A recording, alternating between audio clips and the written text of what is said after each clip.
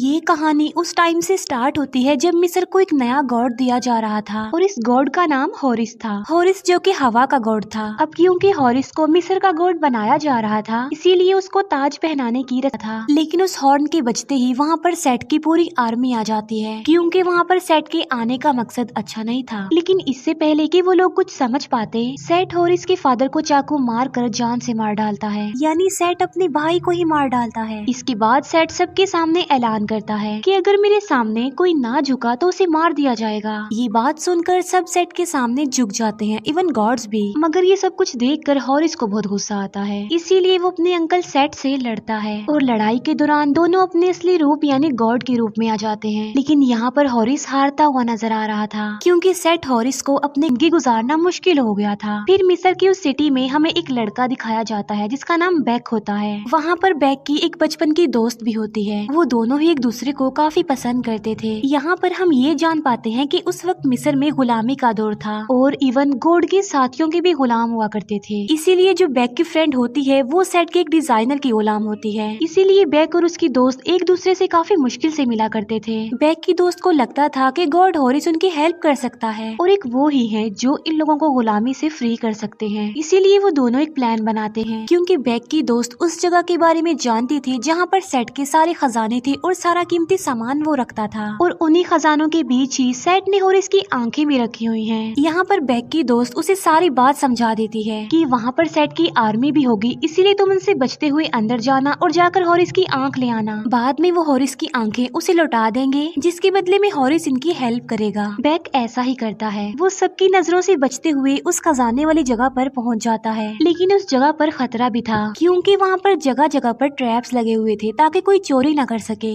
लेकिन बैक जो कि हर ट्रैप से इजीली निकल जाता है और तो और वो हॉरिस की एक मार देता है जिससे वो इंजर्ड हो जाती है। फिर बैक जल्दी से उस मंदिर में जाता है जहाँ पर गॉड हॉरिस रहता था।